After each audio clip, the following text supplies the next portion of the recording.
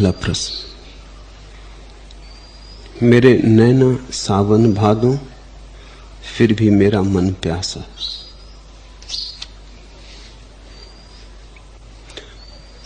मन जब तक है तब तक प्यासा ही रहेगा। मन का होना ही प्यास है। अतृप्ति मन का स्वभाव है। मन कभी तृप्त हुआ ऐसा सुना नहीं। मन कभी तृप्त होगा ऐसा संभव नहीं। मन तृप्त नहीं हो सकता है। इसलिए तो संसार में कोई तृप्ति नहीं है, क्योंकि संसार मन का फैलाव है, मन का विस्तार है। संसार यानी मन। संसार यानी मन के माध्यम से तृप्ति की खोज। जो नहीं हो सकता उसे करने की चेष्टा, असंभव के लिए प्रयास, जो अस्तित्व के गणित में ही नहीं है उसकी खोज। इसलिए जन्मों जन्मों तक भी खोजो, लाख रो धो, अंतर ना पड़ेगा। मन का स्वभाव प्यास है। जैसे आग गरम, ऐसा मन प्यासा है। मन को प्यासा देख के लगता है कि शायद मन तृप्त हो सके। भाषा के कारण भूल पैदा होती। हम कहते मन प्यासा, तो लगता है मन तृप्त भी हो सकेगा। जब प्यासा है तो तृप्त भी हो सकेगा। ठीक ठीक होगा कहना अगर हम कहें कि मन प्यास। मन प्यासा ऐसा नहीं, मन ही प्यास। प्यास और मन एक ही बात के दो नाम। तब चीजें ज्यादा साफ होंगी। तो प्यास तो कभी भी तृप्त नहीं हो सकती। प्यास का तो स्वभाव ही प्यास है। जब तृप्ति होगी तो प्यास ना रहेगी। ऐसा थोड़ी कहोगे प्यास तृप्त हो गई, ऐसा ही कहोगे अब प्यास ना रही। प्यास की तृप्ति का अर्थ होता है प्यास का ना हो जाना। और मन भी वहीं तृप्त होता है जहां नहीं हो जाता है। जहां मन मिटा वहां तृप्ति। जब तक मन है तब तक मन की आग जलती रहेगी। और हम इस मन की आग में खूब खूब घृत डालते, नई नई आकांक्षाओं के, नई नई वासनाओं के, नई नई योजनाओं के। हम ईंधन को और भी प्रज्वलित करते रहते हैं। मेरे नैना सावन भादों, फिर भी मेरा मन प्यासा। आंखों के रोने से मन के तृप्त होने का कोई संबंध ही नहीं। आंखों के आंसुओं से थोड़ी मन की तृप्ति का कुछ लेना देना है कि तुम कितने रोए उस मात्रा में तृप्ति हो जाएगी। और रोना धोना बंद करो। रो तो बहुत लिए। इस रोने से तो मन की ही गति बढ़ती है। क्योंकि रो रो के तुम यही कहते हो कि अब तक नहीं मिला, कब मिलेगा। अब तक नहीं आई मंजिल, पास कब आएगी। रो रो कर तुम कहते क्या हो? रो रो के तुम समझाने की कोशिश कर रहे अस्तित्व को कि देखो मैं कितना रो रहा हूं, अब तो कृपा करो। लेकिन तुम जो मांग रहे हो वो हो नहीं सकता।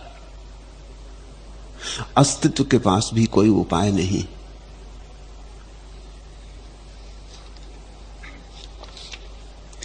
कंठ से मृदुगान आकर ओंठ तक एक सिसकी प्राय होकर रह गए। दर्द से असहाय होकर रह गए, हम बड़े निरुपाय होकर रह गए। फिर वही नासूर उभरे वक्त के एक बेबस हाय होकर रह गए। हाट खुशियों की लगाई थी यहां, अश्रु के व्यवसाय होकर रह गए। पग पहुंचते ही प्रणय सोपान पर स्वप्न सब क्रसकाय होकर रह गए। इस जीवन में योजनाएं तो हम बनाते हैं, लेकिन कौन सी योजना पूरी होती? कब कौन सिकंदर जीत पाता? कब कौन पहुंच पाता है? सपने हम सब संजोते। हाट खुशियों की लगाई थी यहां, अश्रु के व्यवसाय होकर रह गए। करते कुछ है, होता कुछ है। तुमने तो मांगी तृप्ति थी, आंखें आंसू बन गई। ठीक है, यही होगा, क्योंकि जिस दिशा में तुम मांग रहे हो उस दिशा में मिलन नहीं। भीतर चलो। मन का अर्थ होता है बाहर की यात्रा, बहिर यात्रा। मन का अर्थ होता है कहीं और खोज रहे। अमन का अर्थ होता है अब कहीं और नहीं खोज रहे, अपने भीतर झांक रहे। अब वहीं बैठे हैं जहां अस्तित्व स्वयं का है। अब स्वयं के केंद्र पर ठहरे, अकंप। जब तक ऐसा ना होगा तब तक कंठ से जो गान उठेंगे वो भी ओंठ तक आते आते सिसकियां हो जाएंगे। कंठ में मृदुगान आकर ओंठ तक एक सिसकी प्राय होकर रह गए। दर्द से असहाय होकर रह गए, हम बड़े निरुपाय होकर रह गए। फिर वही नासूर उभरे वक्त के एक बेबस हाय होकर रह गए। प्रश्न तुम्हारा समझता हूं, लेकिन तुम मेरे उत्तर को भी समझने की कोशिश करो। जब भी तुम रोए हो तो दो तरह के उत्तर दिए गए। एक तो उत्तर है सांत्वना का। जिनको तुम साधारणता साधु संत कहते हो वो तुम्हें सांत्वना बंधाते, वो तुम्हें तुम्हारे आंसू पोंछ देते हैं, पीठ थपथपा देते हैं, लौरी गा देते हैं। वो कहते हैं सब ठीक हो जाएगा बच्चा, प्रभु कृपा से सब ठीक होगा, घबरा मत, ये ले मंत्र, इसका जाप कर, ये ले माला, इसे फेर, सब ठीक हो जाएगा। ये जो सांत्वना देने वाले लोग हैं यही तुम्हें भटकाए हुए। ये तुम्हें जगने भी नहीं देते। तुम्हारा विषाद इतना है कि तुम्हारा विषाद जगा सकता था, लेकिन लोरी गाने वाले भी बहुत हैं, थपकियां देकर सुनाने वाले भी बहुत हैं, जो कहते हैं अब तक ठीक नहीं हुआ, कोई फिक्र नहीं, कल ठीक हो जाए। भरोसा रख भाग्य पर, भगवान पर। पूजा कर, पाठ कर, हवन कर, यज्ञ कर। अब तक तूने अपनी ही तरफ से चेष्टा की थी पाने की, अब भगवान का भी साथ लेके पाने की चेष्टा कर। अब तक तूने कोशिश तो की, लेकिन कोशिश पूरी पूरी न थी। अब समग्र मन प्राण से चेष्टा कर, और गहरा उपाय, और योग लगा, और विधि जुटा, और एकजुट होकर जूझ जा। जीत तेरी है।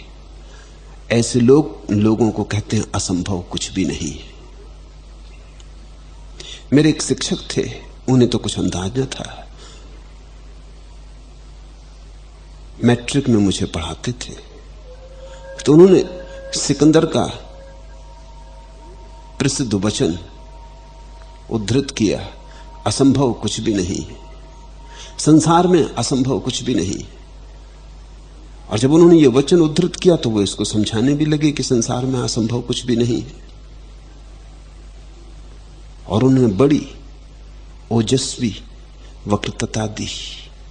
मैंने उनसे खड़े होकर कहा कि आप जो कह रहे हैं कितने ही अच्छे शब्दों में कहें, कितनी लफ्फाजी करें, ये बात सच नहीं है। क्योंकि सिकंदर की खुद की जीवन की हार कह रही है। सिकंदर के वक्तव्य से क्या होगा कि असंभव कुछ भी नहीं। और मैंने कहा इस तख्ते पर लिखें 2 और 2 और जोड़ के 3 कर दें। आप कहते हैं असंभव कुछ भी नहीं, छोटी सी बात है, तख्ता पास है, चाक रखी है हाथ में आपके, 2 और 2 को जोड़ के 3 कर दें। अगर 2 और 2 जोड़ के 3 हो जाएं तो मैं मान लूंगा कि असंभव कुछ भी नहीं। ये छोटी सी बात भी नहीं हो सकती, लेकिन लोग अपने आंसू पोंछने में उत्सुक हैं। मेरे पास आ जाते लोग, मुझसे कहते हैं कि हमारा आत्मविश्वास कैसे मजबूत हो, कोई उपाय बताएं।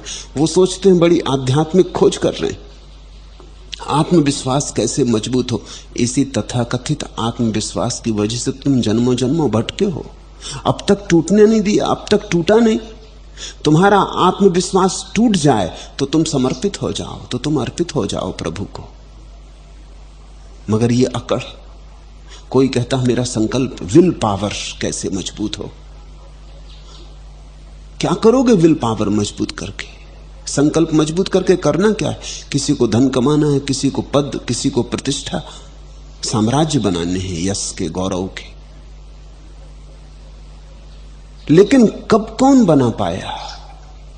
तो एक तो है सांत्वना देने वाले संत, जो कि झूठे संत हैं। वे तुम्हारी मन की ही सेवा कर रहे हैं, हालांकि वे तुम्हें प्रीतिकर लगेंगे, क्योंकि जो भी तुम्हारे आंसू पहुंच देगा वही प्रीतिकर लगेगा। और जो भी तुम्हें थपकी दे के सुला देगा और कहेगा कि राजा बेटा सो जाओ, वही अच्छा लगेगा कि कितना प्यारा संत है। मैं उनमें से नहीं हूं। मैं तुम्हें वही कहना चाहता हूं जैसा है, चाहे कितनी ही कड़वी हो दवा, चाहे पीने में तुम कितना ही नानुच करो, चाहे तुम भागो, चाहे तुम नाराज हो, लेकिन जो है मैं तुमसे वही कहना चाहता हूं। मैं तुम्हें सांत्वना देने में उत्सुक नहीं हूं। जगा सकूं तो ठीक, तुम्हें सुलाने में मेरी कोई उत्सुकता नहीं।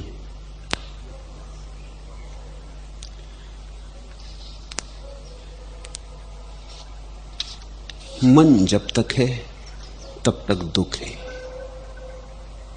मन जब तक है तब तक नरक है। तुम मन के पार उठो। मन से बहुत झांक के देख लिया, अब जरा मन को सोने दो, तुम जागो। अब मन की खिड़की से हटो। यही तो अर्थ है ध्यान का, मन की खिड़की से हट जाना। जब कोई विचार ना हो तुम्हारे भीतर, कोई विचार ना हो, कोई विचार की तरंग ना हो, तब प्यास बचती है। कभी एकाध क्षण ऐसा पाया जब कोई विचार नहीं, तुम बैठे निर्विचार, निस्तरंग। उस क्षण कोई प्यास उठती है, उस क्षण अनुभव होता है कि मैं प्यासा हूं। उस क्षण तृप्ति ही तृप्ति बरस जाती। उस क्षण कोई अतृप्ति नहीं होती। तो ये तो बहुत छोटा सा गणित है। जहां तक विचार है वहां तक प्यास, जहां से निर्विचार शुरू हुआ वहां से तृप्ति। तो एक ही काम करो, एक ही काम करने जैसा है, और सब करना न करने जैसा है, और सब किया एक दिन अनकिया हो जाएगा। एक ही काम करने जैसा है जो कभी अनकिया ना होगा, और तुमने जो किया मौत छीन लेगी। एक ही काम ऐसा है जो मौत नहीं छीन पाएगी अगर तुम कर पाए। उस काम का नाम ध्यान। थोड़ी थोड़ी घड़ियां निकालने लगो, बैठने लगो। विचार चलते रहें, चलने दो, देखते रहो शांति से। न जाओ उनके साथ, न करो उनका विरोध, न निंदा न स्तुति। न कहो कि यह विचार कितना सुंदर आया, न कहो कि यह कहां का दुर्विचार मेरे भीतर प्रविष्ट हुआ। नहीं कोई निर्णय लो, न्यायाधीश ना बनो, साक्षी बने बैठे रहो। चलने दो ये ट्रैफिक विचार का, ये राह चलने दो। तुम बैठे रहो। काले गोरे सब तरह के विचार निकलेंगे, बुरे भले सब तरह के विचार निकलेंगे। ये राह है। इससे तुम इतना भी संबंध मत रखो कि ये मेरा मन है। तुम्हारा क्या लेना देना है? तुम मन नहीं हो, तुम देह नहीं हो। तुम जरा भीतर से बैठकर इसे देखते रहो। देखते देखते देखते देखते एक दिन ऐसी घड़ी आएगी, पहले तो बड़ी कठिनाई होगी। विचारों पे विचार आते जाएंगे, जैसे सागर में तरंगों पे तरंगें आती। कोई अंत ही न मालूम होगा, बड़ा अंधेरा मालूम होगा। लेकिन घबराना मत, पनपने दे जरा आदत निगाहों को अंधेरों की।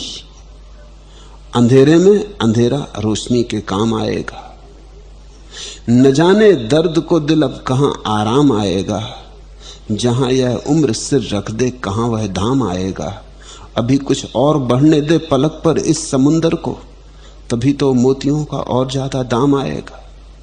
घबराना मत।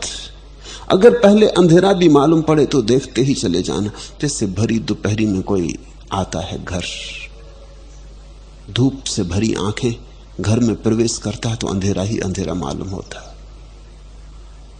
आंखों की थोड़ी आदत तो बनने दो। बैठ जाता, सुस्ता लेता घड़ी भर। जैसे जैसे सुस्ताता है आंखें राजी होती जाती। पहले घर में आके अंधेरा मालूम हुआ था, अब अंधेरा नहीं मालूम होता, अब बड़ी शीतल रोशनी मालूम होती। पनपने दे जरा आदत निगाहों को अंधेरों की, अंधेरे में अंधेरा रोशनी के काम आएगा। एक बार देखने की आदत बन जाए अंधेरे को, तो अंधेरे को देखते देखते ही रोशनी पैदा होनी शुरू हो जाती।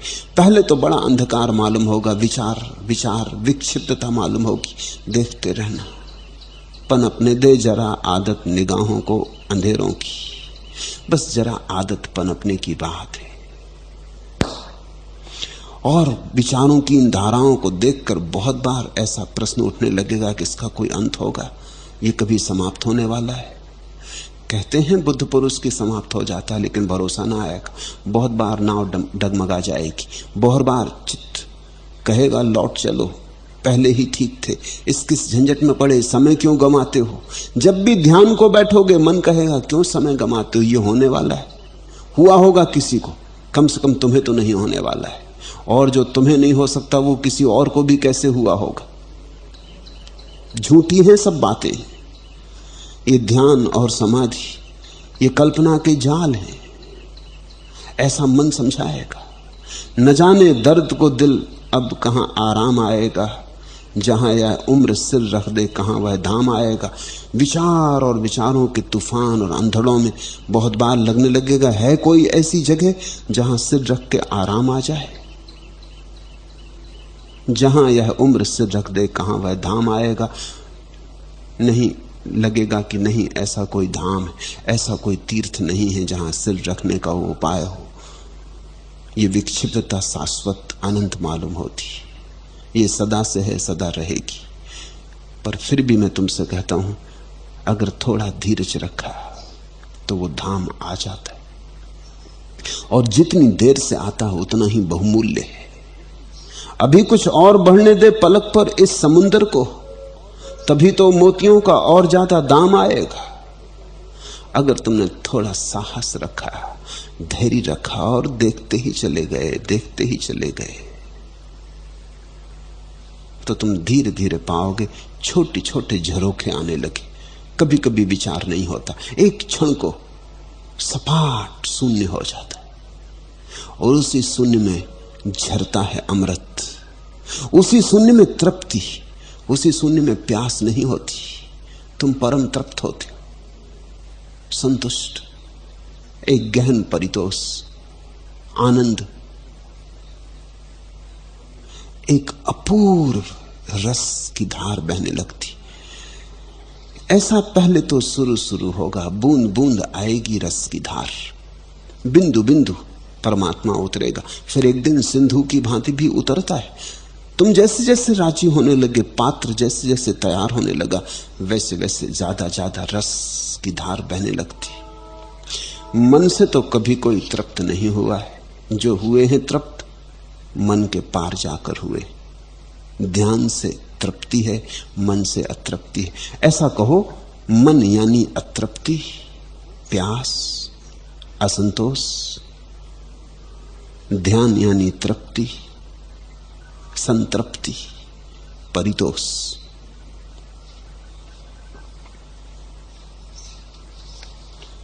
दूसरा प्रश्न, आपने कहा कि आप न भाषा शास्त्री हैं, न अर्थशास्त्री हैं, न व्यवस्था शास्त्री।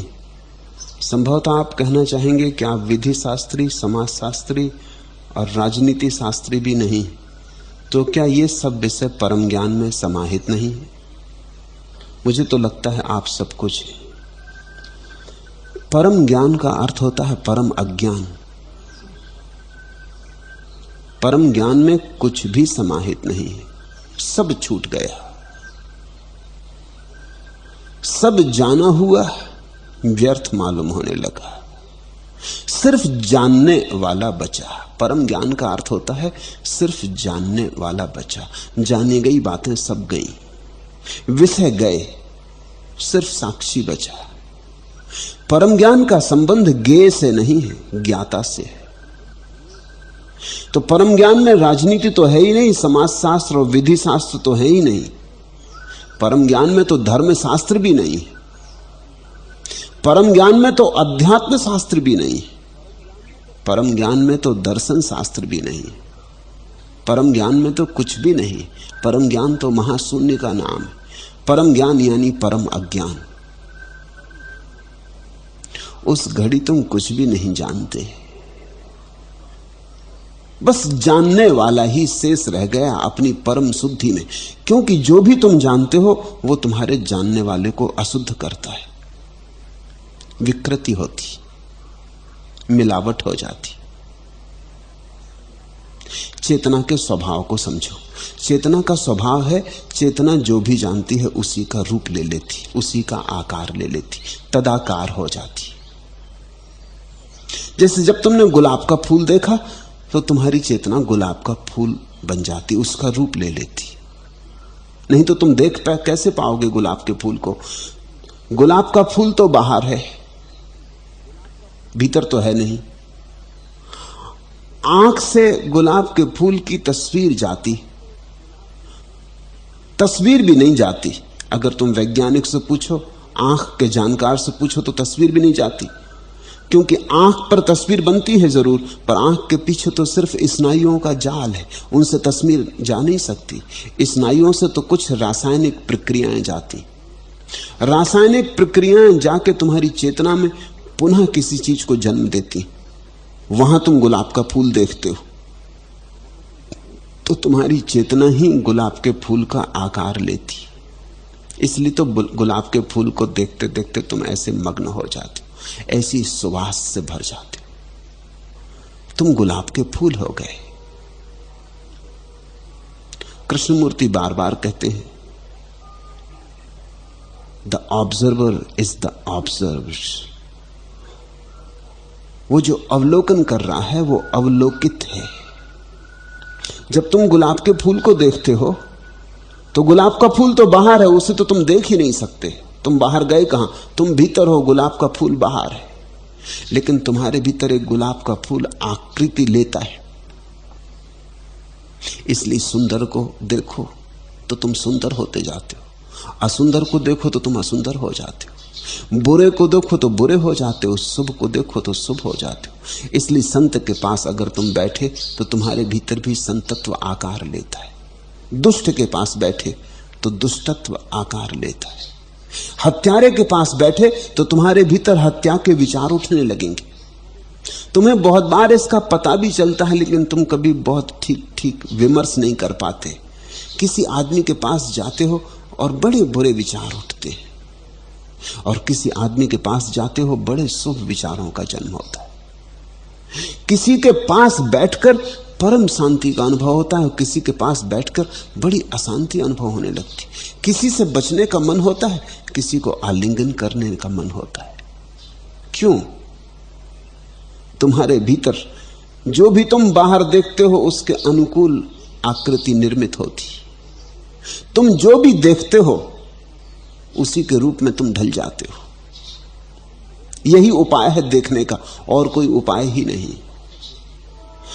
तब इसका अर्थ यह हुआ कि परम ज्ञान का तो एक ही अर्थ हो सकता है कि अब तुम किसी के आकार में नहीं ढलते, न गोबर का ढेर और न गुलाब का फूल।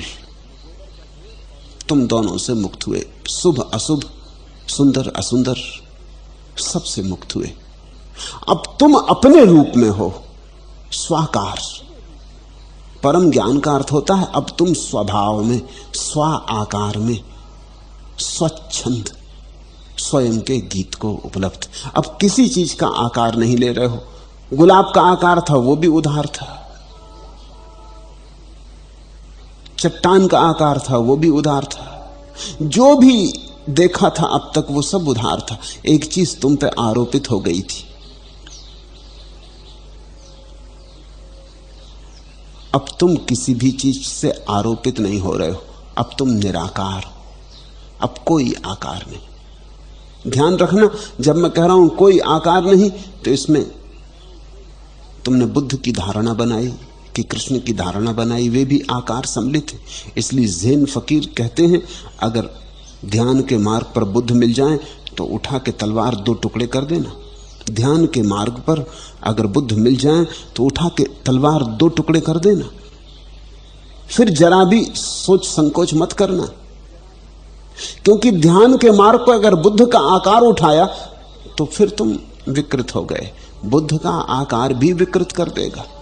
अगर ध्यान के मार्ग पर कृष्ण बांसुरी बजाने लगे तो धक्का मार बाहर निकाल देना कि जाओ, अभी यहां बीच में ना आओ।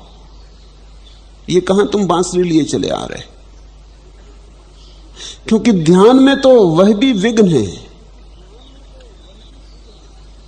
चाहे क्राइस्ट दिखाई पड़े, चाहे कृष्ण, चाहे बुद्ध, चाहे महावीर, उनको नमस्कार कर लेना, उनसे बच के निकल जाना, अपना पल्ला छोड़ा लेना उनसे। वो तुम्हारे ही मन के विचार है। अंतिम विचार मन उठा रहा, मन कहता अब संसार से तुम छूट रहे हो, चलो मैं तुम्हें मोक्ष दे दूं। तुम कहते हो धन में तुम्हारी उत्सुकता नहीं, मैं तुम्हें बुद्ध दे दूं। मन आखिरी प्रलोभन दे रहा। मन कह रहा तुम्हें जिन खिलौनों में रुचि हो वही देने को मैं राजी हूं, कृष्ण को खड़ा कर दूं। मन कल्पनाएं कर रहा है और सभी कल्पनाएं तुम्हें विकृत कर जाती। परम ज्ञान की अवस्था, इसलिए मैं कहता हूं परम अज्ञान की अवस्था है, क्योंकि परम ज्ञान की अवस्था परम निर्दोषता की अवस्था है। प्राइमल इनोसेंस, वो जो मौलिक निर्दोषता है, कुंवारापन है, उसकी अवस्था है, जहां अभी ज्ञान ने ज्ञाता को विकृत नहीं किया। ज्ञान उठा, विकृति उठी, ज्ञान उठा, मन उठा, ज्ञान उठा, उपद्रव शुरू हुआ।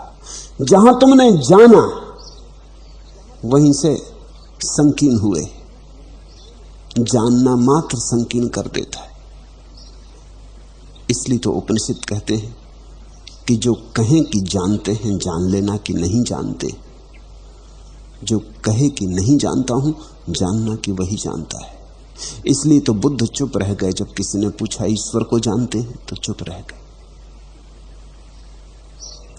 इसका उत्तर देने में गलती हो जाएगी। उत्तर देना ही गलत होगा। जो भी उत्तर दिया जाएगा गलत होगा। उत्तर मात्र गलत होगा। कहो कि जानता हूं तो भूल हो गई, कहो कि नहीं जानता हूं तो भूल हो गई, क्योंकि जानता तो हूं।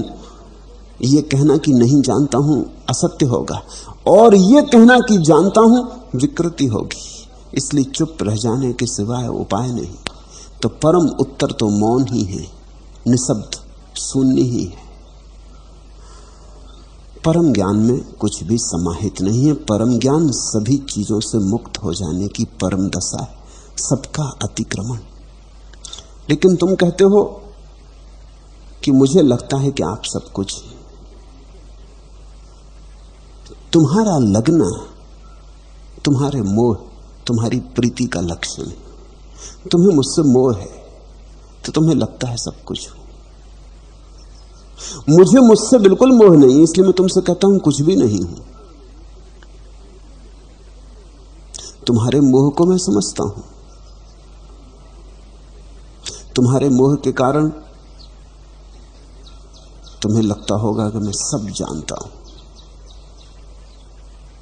लेकिन मैं तुम्हें यह बात कह देता हूं, इसे गांठ में बांध के रख लो कि मैं कुछ भी नहीं जानता हूं। जानना जहां तक है वहां तक तो जाना ही कहां, वहां तक तो उपद्रव जारी है। जहां जानने से छूटे वहीं छूटे, वहीं मुक्ति है, वहीं परम ज्ञान है। जहां जानने से छूटे वहां परम ज्ञान है। इसका अर्थ हुआ जहां ज्ञान से छूटे वहां परम ज्ञान है। तो परम ज्ञान शब्द ठीक नहीं है, ज्यादा अच्छा होगा हम कहें परम अज्ञान।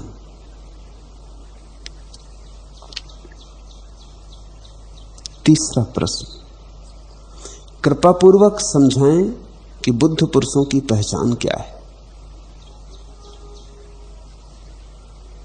न समझा सकूंगा।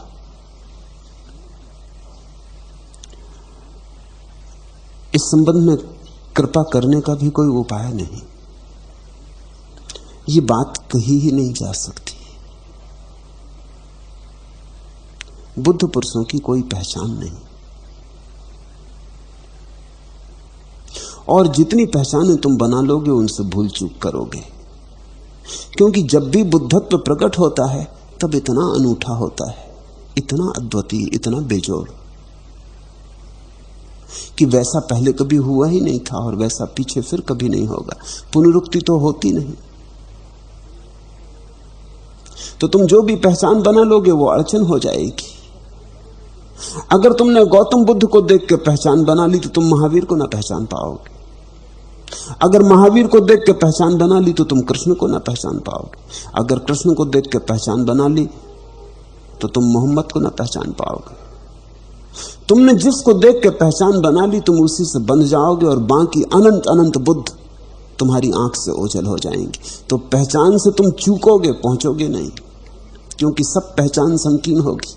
पहचान का मतलब होगा एक बुद्ध की होगी, बुद्धत्व की तो कोई पहचान नहीं होती। बुद्धत्व तो बड़ी विराट घटना है।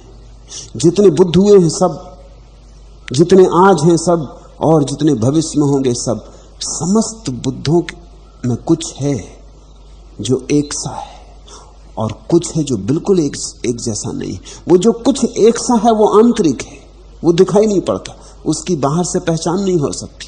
और जो दिखाई पड़ता है, जो समझ में आता है, वो बिल्कुल अलग अलग है। महावीर नग्न खड़े, कृष्ण पीतांबर वस्त्रों में, सुंदर रेशमी वस्त्रों में, मोर मुकुट बांधे, बांसुरी लिए खड़े। जीसस सूली पे लटके। जीसस को तुम पाओगे यहूदियों के मंदिर में कोड़ा लिए, लोगों को खदेड़ते, बड़े सक्रिय। इधर बुद्ध हैं, मूर्ति की भांति बोधि वृक्ष के नीचे बैठे, जैसे कभी हिलेंगे ही नहीं, डुलेंगे ही नहीं। इधर लाओ त्सु है जो बिल्कुल साधारण से साधारण मनुष्य की तरह जी रहा है कि तुम्हें राह पर मिल जाएगा तो तुम पहचान ना सकोगे भीड़ में। सबसे साधारण वही है। और इधर मोसेस हैं, जरथुस्त्र हैं, बड़े विशिष्ट। लाखों की भीड़ में होगे तो तुम जरथुस्त्र को पहचान लोगे, वो अलग दिखाई पड़ेंगे। और फिर भी इन सब के भीतर एक ही घटना घटी है बुद्धत्व की, ये सब जाग गए। ऐसा समझो कि तुम 1000 तरह के लैंप बना लो, 1000 तरह के लालटेन कंदील बना लो। किसी में लाल रंग का कांच लगा दो, किसी में पीले रंग का, किसी में हरे रंग का, किसी में बहुत मोटा कांच लगा दो, किसी में बहुत पतला कांच लगा दो, किसी में सफेद बहुत पारदर्शी। और सब कंदील अलग अलग ढांचे, ढंग, रूप, रंग के हों और तुम सबको जला दो तो सभी के भीतर रोशनी एक होगी और सभी के बाहर अलग अलग रूप प्रकट होगा। नीले कांच से नीला रंग झरता हुआ मालूम होगा। और रोशनी नीली नहीं है, रोशनी तो एक ही है भीतर, लेकिन ये जो कांच की परत है ये उसे नीला कर रही। लाल से लाल रंग झरता मालूम होगा, पीले से पीला रंग झरता मालूम होगा। कोई कंदील सतरंगी हो सकती, उससे पूरा इंद्रधनुष निकलता मालूम होगा। कृष्ण ऐसी ही कंदील, इंद्रधनुषी, 7 रंग, मोर पंख। लाओ त्सु ऐसी कंदील है, इतना पारदर्शी कि तुम्हें पता ही नहीं चलेगा कि कंदील है भी, कि कांच है भी।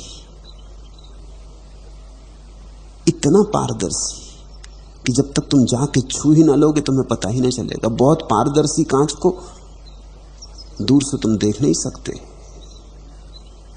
टकरा जाओगे तभी पता चलेगा कि अरे कोई है।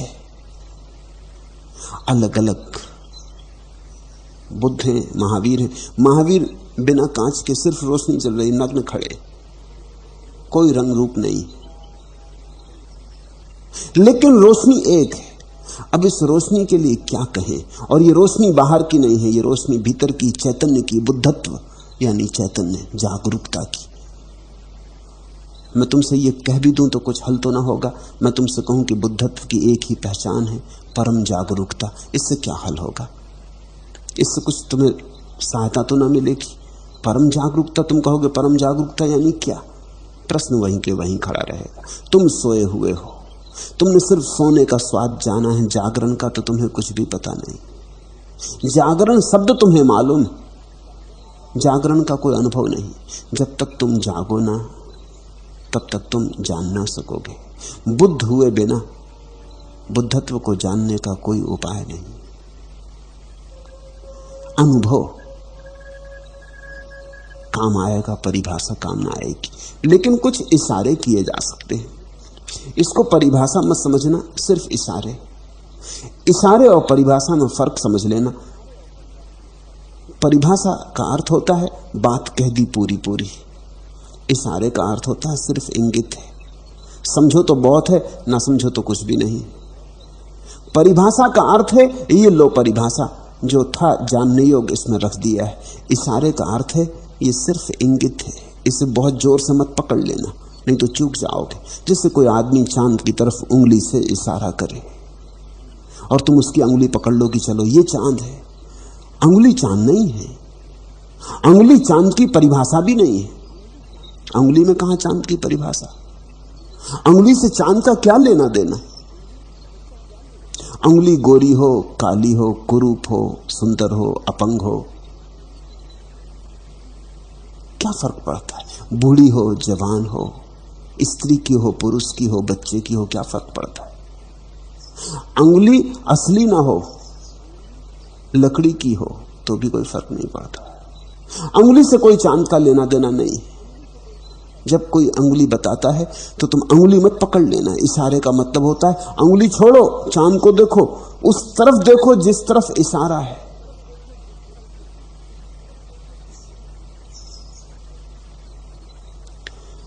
ये इंगित हैं, परिभाषाएं नहीं। पत्थर गढ़े हुए हैं, अक्षर मिटे हुए, अज्ञात दूरियों का अंदाज कौन दे। हर ओंठ पर जड़ी है गीतों की बेकसी, फिर पांव को थिरकने का राज कौन दे। जिस व्यक्ति के पास तुम्हें अज्ञात दूरियों का अंदाज मिले, एक इशारा। जिसके पास ज्ञात पर ही तुम समाप्त न होते हो, जिसके पास जाके अज्ञात की थोड़ी झलक मिले, तुम्हारे भीतर अज्ञात थोड़े पर फड़फड़ाने लगे, तुम्हारे भीतर भी जो नहीं जाना है उसे जानने की अदम्य आकांक्षा, अभीप्सा पैदा हो जाए, तुम्हारे भीतर एक नई प्यास का जन्म हो जिससे तुम कभी परिचित ही न थे।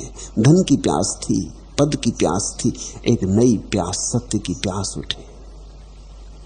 पत्थर गढ़े हुए हैं, अक्षर मिटे हुए,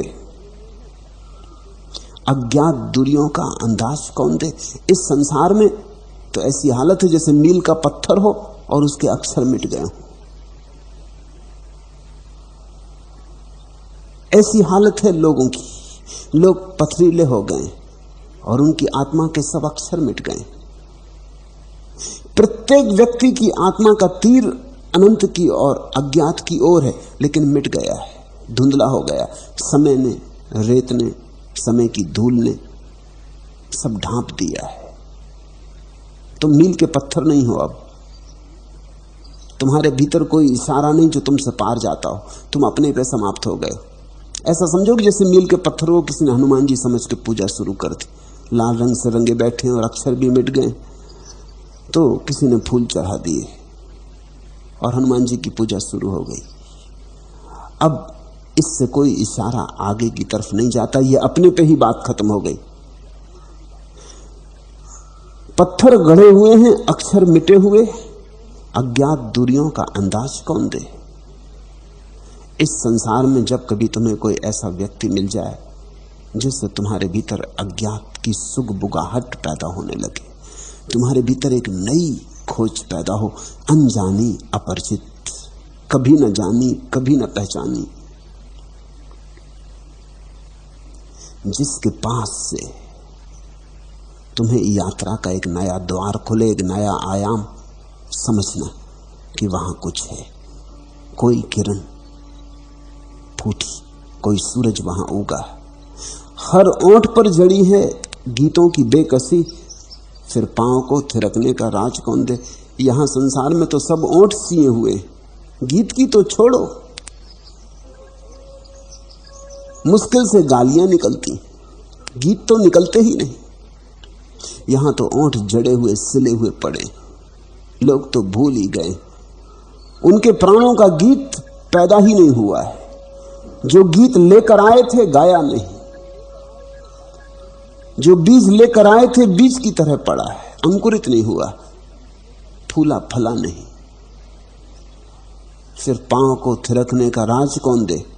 यहां तो नाच लोग भूल ही गए हैं, नृत्य भूल ही गए हैं, उत्सव भूल ही गए। जिस किसी व्यक्ति के पास तुम्हारे पांव में थिरक आने लगे, जिस किसी व्यक्ति के पास तुम्हें नृत्य की नई भाव भंगिमाएं प्रकट होने लगे, तुम्हारे भीतर एक नर्तन शुरू हो, समझना कि वहां कुछ हुआ है। ये इशारे हैं, परिभाषाएं नहीं।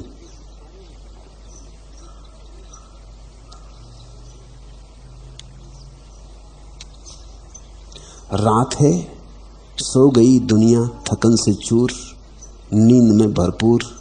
कुछ क्षणों को जिंदगी की विषमता कटुता हुई है दूर। एक सी आंखें सभी की, एक सी है रैन, जागती आंखें उसी की, है न जिसको चैन। मैं नहीं यह चाहता सोता रहे जग, हो सदा ही रैन। चाहता हूं किंतु कर्मठ दिवस में भी नींद सा हो चैन। सुनो फिर से, मैं नहीं यह चाहता सोता रहे जग, हो सदा ही रैन। चाहता हूं किंतु कर्मठ दिवस में भी नींद सा हो चैन। जिस व्यक्ति के कर्म में भी तुम्हें नींद जैसे चैन की प्रतीति हो, जो चले और फिर भी अनचला मालूम पड़े, जो बोले और फिर भी अनबोला मालूम पड़े, जो उठे बैठे और फिर भी जिसके भीतर कुछ उठता बैठता ना हो, जो सोए भी और तुम देखोगे भी सोया है और फिर भी तुम जानो कि उसके भीतर कुछ जागा है, जो सोए सोए जागा हुआ हो, जो जागा जागा भी ऐसा शांत हो जैसे सोया है। चाहता हूं किंतु कर्मठ दिवस में भी नींद सा हो चैन। तो जानना बुद्धत्व की किरण वहां पैदा हुई, जहां अपूर्व शांति का राज्य हो, जिसकी मौजूदगी में, जिसकी उपस्थिति में तुम भी शांत होने लगो, तुम्हारा भागा भागा मन भी घर लौटने लगे, जिसके पास बैठकर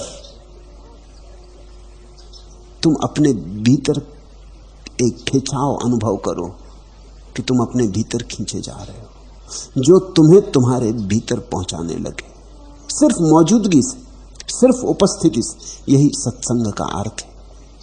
तो जानना कि बुद्धत्व घटित हुआ है। मगर फिर मैं दोहरा दूं, ये इशारे, इनको परिभाषाएं मत समझ लेना। सिमटकर आज बाहों में चलो आकाश तो आया, उतरकर एक टुकड़ा चांदनी का पास तो आया। ठहरते थे जहां पर आंसुओं के काफिले आकर, अचानक उन किवाड़ों के किनारे हास तो आया। अभी तक पतझरों से ही हुआ था उम्र का परिचय, चलो वातायनों से फिर मलय वातास तो आया। जिसके पास तुम्हें ऐसा लगे कि खुल गया आकाश, जिसकी मौजूदगी दीवार ना बने, जिसकी मौजूदगी द्वार बने, जिसके पास से विराट और तुम्हारे बीच कुछ कानाफूसी होने लगे। कानाफूसी कह रहा हूं, इसलिए कह रहा हूं कानाफूसी की ये इशारे हैं। जिसके पास कुछ झलके, आहटें, पदचाप सुनाई पड़े, धुंधले धुंधले होंगे, साफ तो हो नहीं सकते क्योंकि तुम सोए हुए हो। सोए हुए आदमी के पास कोई नाच भी रहा हो तो भी उसे पक्का तो पता नहीं चलेगा। नींद में कभी कभी घूंघर बज जाएंगे, कभी पैरों की ताल मालूम पड़ जाएगा, कभी बजती ढोलक का कोई एक स्वर भीतर प्रविष्ट हो जाएगा, कभी करवट लेते वक्त थोड़ा गहरी नींद ना होगी, हल्की नींद होगी तो कोई धुन भीतर प्रवेश कर जाएगी। बस ऐसा तुम सोए हो तो तुम बुद्धत्व को पूरा पूरा आंख खोल के तो नहीं देख सकते, सीधा सीधा तो नहीं देख सकते, इसलिए कानाफूसी। पदचाप वे भी नींद में और दूर से सुने गए।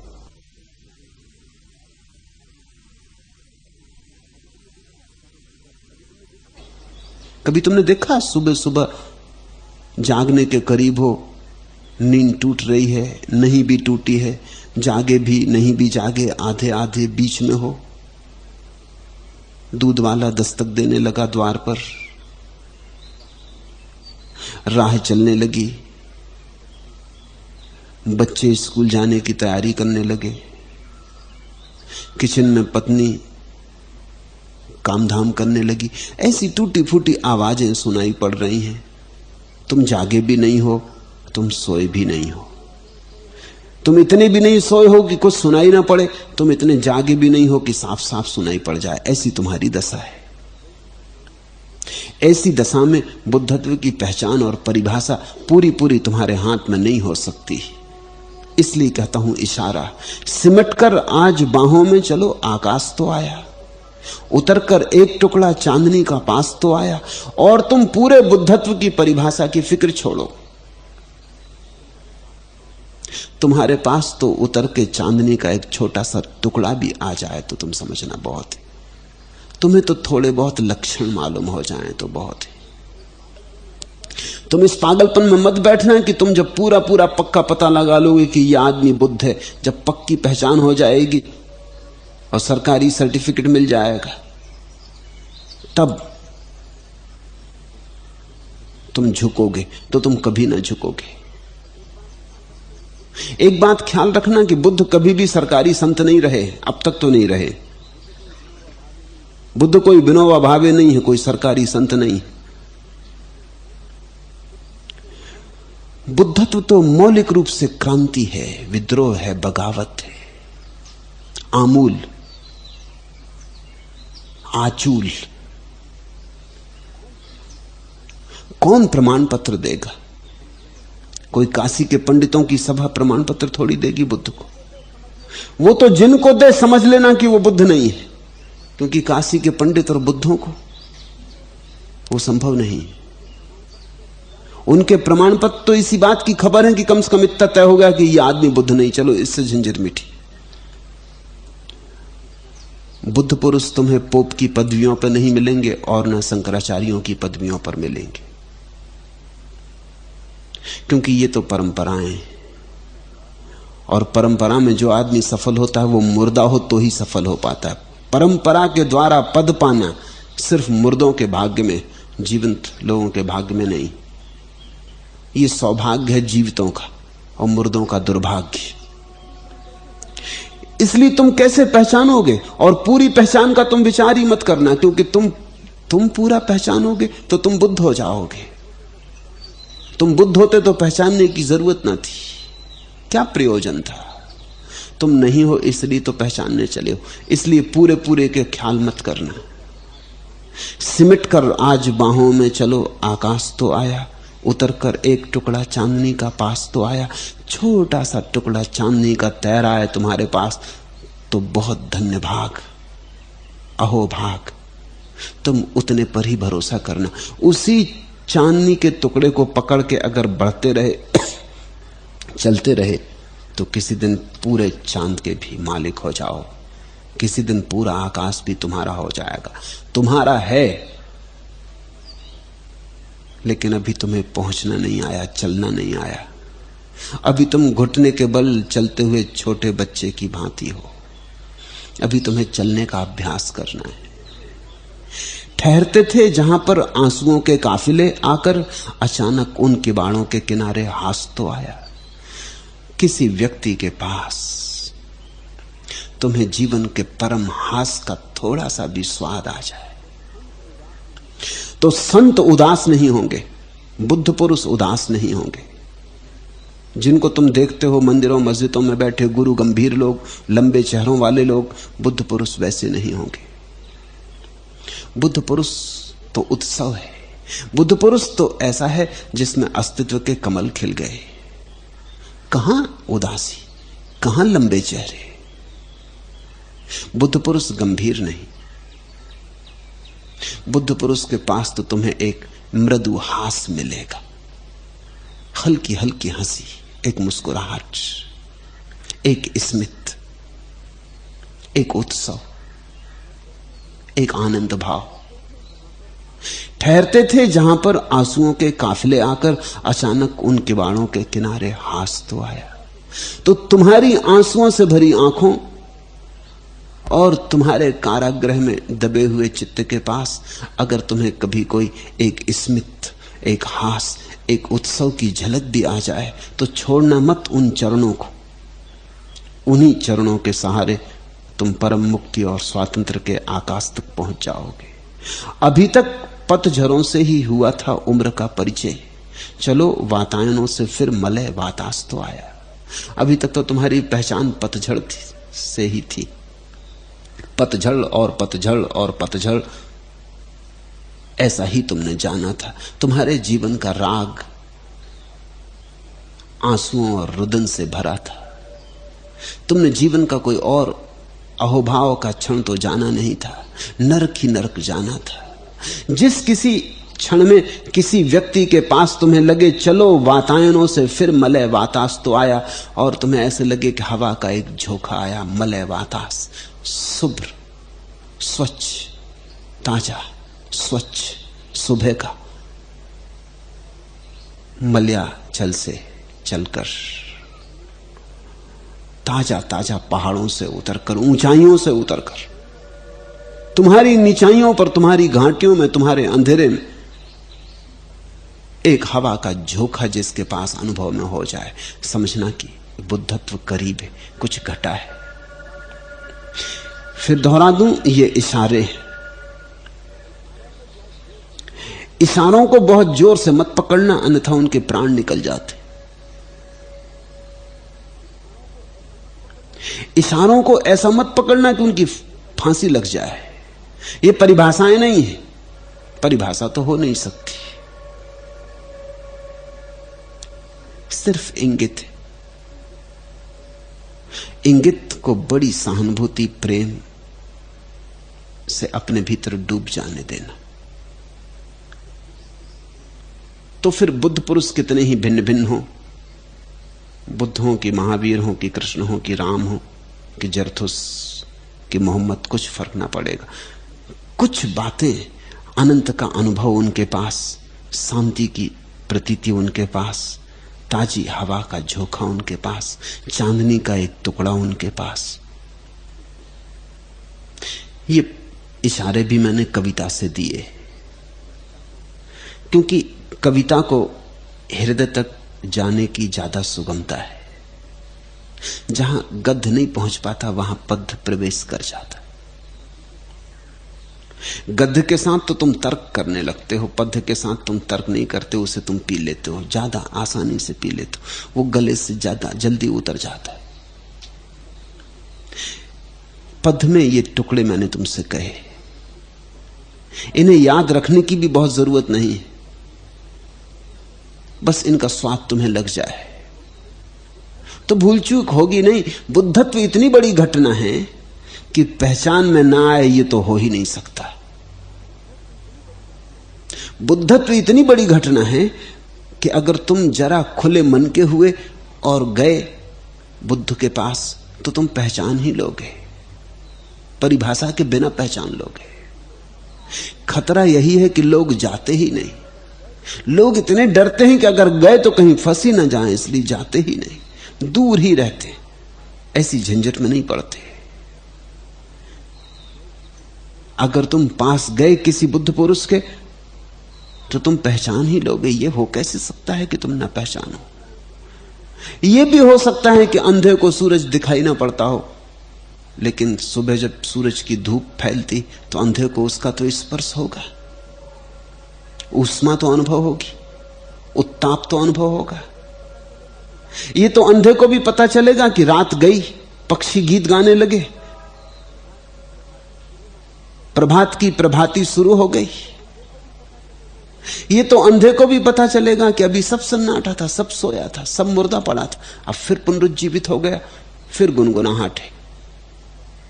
सूरज चाहे दिखाई ना पड़े, लेकिन सूरज का ताप, ऊष्मा तो प्रतीत होगी, वो तो अनुभव में आएगा। अंधे को भी सूरज की प्रतीति तो होती। अंधा भी जानता है कब रात हो गई, कब दिन हो गया। माना कि तुम अभी भीतर की आंख वाले नहीं, लेकिन बुद्ध पुरुष के पास जाओगे तो ये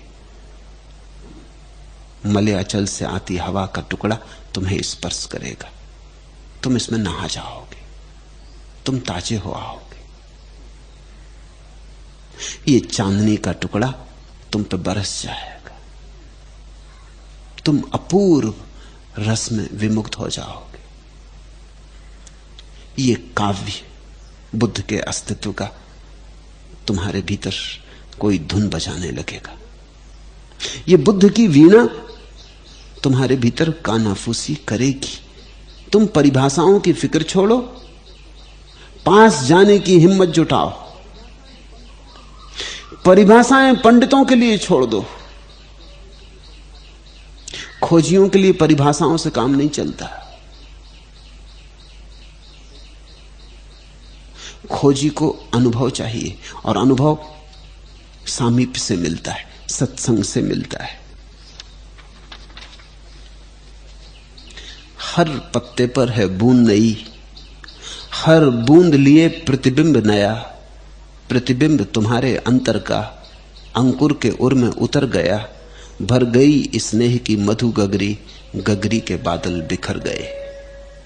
जब तुम आओगे किसी बुद्ध पुरुष के निकट, झुकोगे, तो तुम पाओगे सब नया हो गया। अब तक सब पुराना था, जराजीर्ण खंडहर जैसा, सड़ा गला, बदबू से भरा, कूड़ा करकट, कचरे का ढेर। हर पत्ते पर है बूंद नई। बुद्धत्व का संस्पर्श सब नया कर जाएगा। हर पत्ते पर है बूंद नई, हर बूंद लिए प्रतिबिंब नया। प्रतिबिंब तुम्हारे अंतर का अंकुर के ओर में उतर गया। भर गई स्नेह की मधु गगरी, गगरी के बादल बिखर गए। और तुम एक अपूर्व घटना अनुभव करोगे।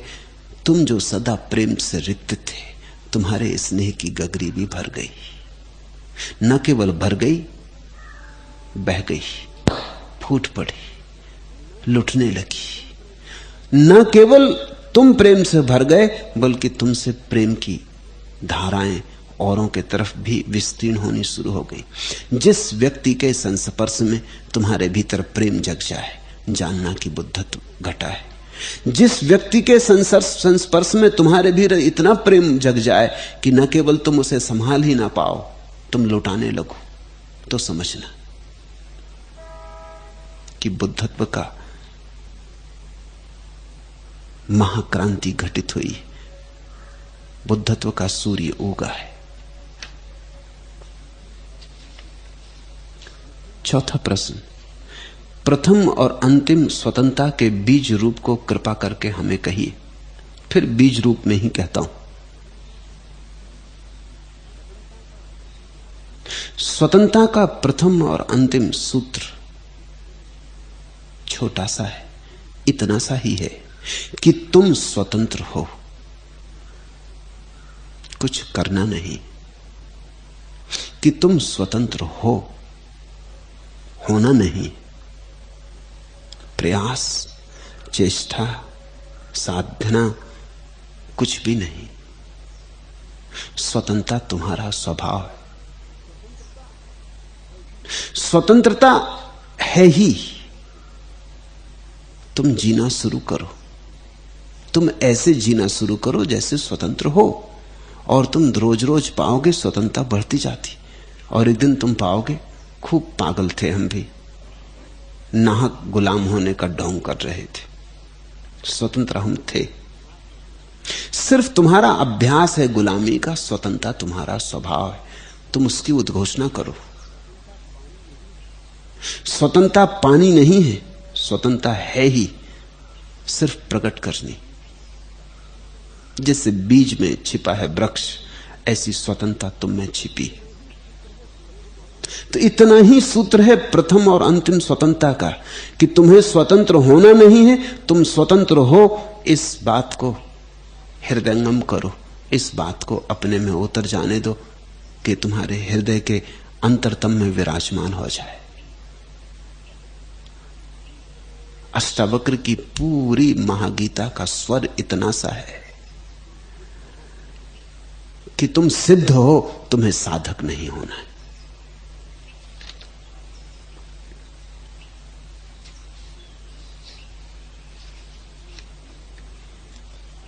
छठवां प्रश्न, आप हमें अनेक अनेक बहानों से, अनेक अनेक आयामों से जीवन बोध दे रहे हैं, पर वह रोज रोज और अबूझ रहस्य में आश्चर्यजनक होता जा रहा है।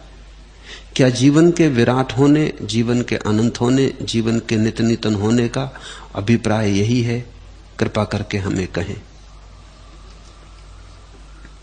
जीवन रहस्य है, तो जितना जितना तुम जानोगे उतना उतना रहस्यपूर्ण हो जाए। तुम इस ख्याल में मत रहना कि जीवन को जान लोगे तो रहस्य समाप्त हो जाएगा, ऐसा मत मान लेना।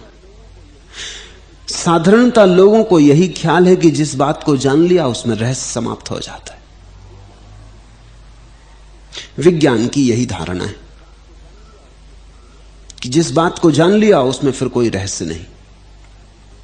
विज्ञान रहस्य घातक है और बड़ा खतरनाक है। विज्ञान के कारण ही संसार से आश्चर्य भाव खो गया है। लोग किसी चीज से आश्चर्यचकित नहीं है। जर्मन कवि गैटे ने लिखा है कि यहां एक एक चीज आश्चर्यजनक है, पर हम न मालूम कैसे जड़ हैं कि हमें किसी बात में कोई आश्चर्य नहीं मालूम होता।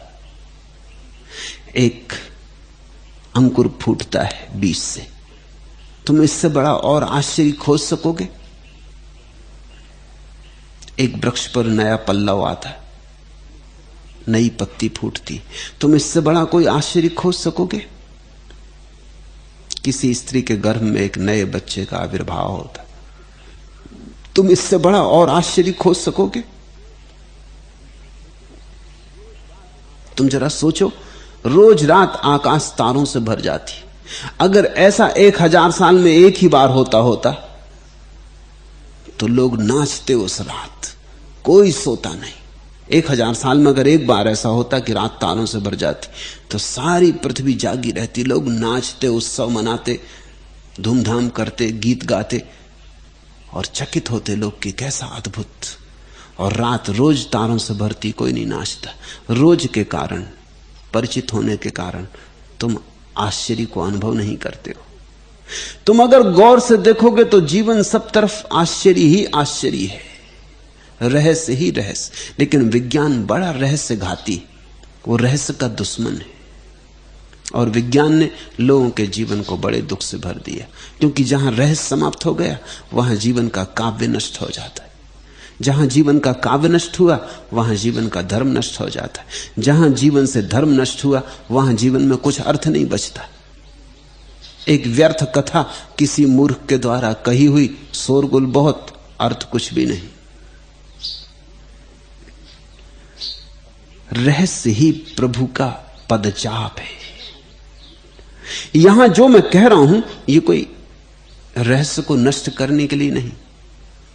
यहां तो जो कहा जा रहा है उससे तुम रहस्य के प्रति जागो, खूब जागो, जागते ही चले जाओ और रहस्य बड़ा होता चला जाए। यही धर्म और विज्ञान का फर्क है। धर्म का जानना ऐसा जानना है जिससे रहस्य समाप्त नहीं होता और रहस्यपूर्ण और रसमय हो जाता है। तुम्हारा अहोभाव बढ़ता जाता है। विज्ञान रहस्य को नष्ट कर देता है, धर्म रहस्य पर पड़ी हुई धूल को झाड़ता है और रहस्य को पुनः पुनः ताजा करता है। तो मैं जो यहां कह रहा हूं तुमसे, रहस्य बढ़ाने को, तुम्हें रहस्यवादी बनाने को, तुम्हें बनाना है रहस्य के जगत में डूबे हुए अपूर्व जन, जिनका रोआ रोआ रहस्य से भरा है, रोमांचित है। बात इतनी सी कहानी हो गई, एक चूनर और धानी हो गई। गंध ले जाती बिना मांगे हवा, देह जब से रात रानी हो गई। उम्र अचानक हीर हो गई, निर्धन नजर अमीर हो गई। एक दस्तूर किया तुमने, प्यार मशहूर किया तुमने। कांच का रूप तराश दिया, एक कोहनूर किया तुमने। सहरा को सागर, सूखी नदी को पूर किया तुमने। पिलाकर प्राणों को मदिरा, नशे में चूर किया तुमने। बात इतनी सी कहानी हो गई, एक चूनर और धानी हो गई। यहां तो काम जो है वो रंगरेज का है, यहां तो चूनर रंगनी और धानी। यहां तो काम मधु पिलाने का, ये तो मधुशाला है। आश्रम शब्द से तुम धोखे में मत पड़ना, ये शब्द तो सिर्फ लोगों को धोखा देने के लिए। यहां तो एक मधुशाला है। पिलाकर प्राणों को मदिरा, नशे में चूर किया तुमने। बात इतनी सी कहानी हो गई, एक चूनर और धानी हो गई। रंगना है तुम्हारी चूनर को रहस्य के अनंत अनंत रंगों में। रंगना है तुम्हारे प्राणों को रस के नए नए आयामों में।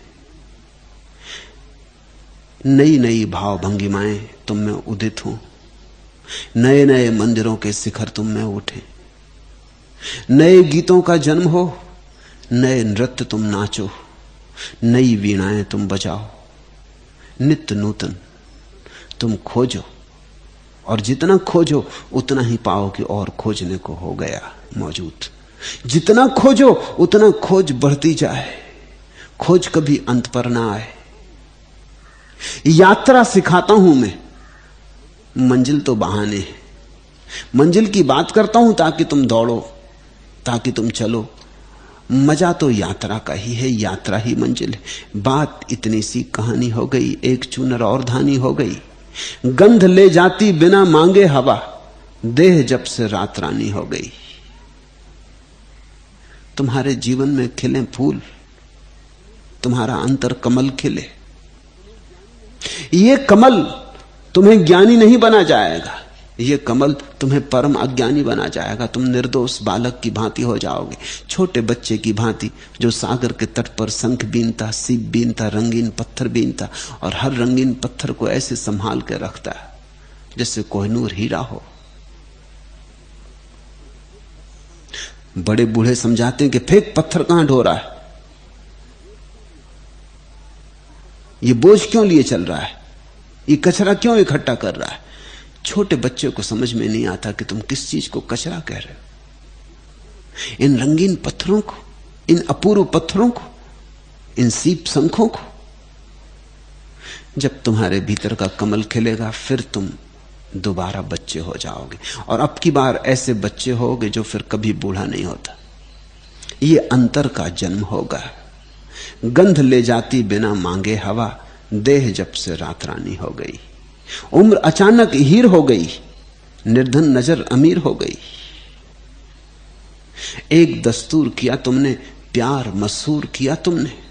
कांच का रूप तराश दिया, एक कोहनूर किया तुमने। सहरा को सागर, सूखी नदी को पूर किया तुमने। पिलाकर प्राणों को मदिरा, नशे में चूर किया तुमने। आकांक्षा यही है यहां कि तुम नाच सको, और ये नाच कृत्रिम ना हो, ये नाच हार्दिक हो, स्वस्फूर्त हो। ये नाच ऐसा ना हो जैसा कि नर्तक का होता है। ये नाच ऐसा हो जैसे मीरा का था, चैतन्य का था। ये नाच कोई अभ्यास ना हो, ये तुम्हारी सहज तरंग हो। तुम तरंगी बनो, लहरी बनो, तुम मदमस्त बनो, तुम पर एक मस्ती का आलम छा जाए। इसकी चेष्टा चल रही, इसलिए रहस्य को घटेगा नहीं, रहस्य को घटाना नहीं, रहस्य को महारहस्य बनाना है। महारहस्य को परम आत्यंतिक रहस्य बनाना है जो कभी हल होता ही नहीं। जो हल हो जाए वो बात धर्म की नहीं, जिसका अंत आ जाए वो बात सत्य की नहीं। जो चुक जाए वो अस्तित्व नहीं। ये अस्तित्व तो चुकता नहीं। यहां एक शिखर तुम चढ़े और सोचते थे कि बस अब आ गई मंजिल, कि जब तुम शिखर चढ़ जाते हो पाते हो और बड़ा शिखर सामने प्रतीक्षा कर रहा है। सोचते हो चलो और थोड़ी यात्रा है, इसे और गुजार लो, लेकिन जब तुम नए शिखर पर पहुंचते तो और बड़ा शिखर नई चुनौती बनकर खड़ा है। शिखर पर शिखर है और द्वार पर द्वार और रहस्य पर रहस्य है। इनका अंत नहीं है। परमात्मा इसी अर्थों में तो अनंत है। धरणी पर छाई हरियाली, सजी कली कुसुमों से डाली, मयूरी मधुवन मधुवन नाच, मयूरी नाच मगन मन नाच, समरण सौरभ सरसाता, घुमड़ घन मधुकण बरसाता, मयूरी नाच मदिर मन नाच, मयूरी नाच मगन मन नाच। तुम नाच सको मयूर जैसे। और प्रभु के मेघ तो सदा ही घिरे, आषाढ़ तो सदा ही मौजूद है। तुम फुदक सको, तुम पुलकित हो सको, इसकी चेष्टा चल रही। यहां मैं तुम्हें धार्मिक बनाने में उत्सुक नहीं हूं, यहां मैं तुम्हें जीवंत बनाने में उत्सुक हूं, और मेरे लिए जीवंतता ही धर्म है। मैं यहां तुम्हें किन्हीं सिद्धांतों और शास्त्रों की मान्यता में रूपांतरित करने के लिए आतुर नहीं हूं। तुम्हें हिंदू, मुसलमान, ईसाई, जैन बनाने में मेरी जरा उत्सुकता नहीं। तुम्हारा यही तो दुर्भाग्य है कि तुम कुछ बन के बैठ गए हो। तुम्हारी सारी धारणाएं छीन लेने में उत्सुकता है, क्योंकि तुम्हारी धारणाओं के कारण ही तुम इतने बोझिल हो गए हो कि नाच नहीं पाते। मयूर के पैरों में पत्थर बंधे, गले में शास्त्र बंधे, पंडित पुरोहित मयूर के ऊपर बैठे, मयूर नाचे तो खाक नाचे। तुम्हारे सब धारणाएं, तुम्हारे सब सिद्धांत, विश्वास सब हटा लेने, ताकि केवल जीवन की श्रद्धा मात्र तुम्हारी एकमात्र श्रद्धा रहे और जीवन का मंदिर तुम्हारा एकमात्र मंदिर हो। रहस्य तो बढ़ेगा, बढ़ता जाए तो ही समझना कि तुम मेरे साथ हो। जहां रहस्य रुकने लगे, अटकने लगे, समझना कि तुमने मेरा साथ छोड़ दिया। तुमने कुछ सिद्धांत बना लिए, तुम रुक गए, तुम राह के नीचे उतर के किनारे पर तंबू गाड़ लिए और तुमने घर बना लिया। मेरे साथ पड़ाव तो बहुत आएंगे, मंजिल कभी नहीं। और हर मंजिल पड़ाव से ज्यादा नहीं है, क्योंकि और आगे है, और आगे है यात्रा। बुद्ध ने कहा है, चरे वेती चरे वेती, चले चलो चले चलो, अंत कहीं भी नहीं, सत्य की कोई सीमा नहीं।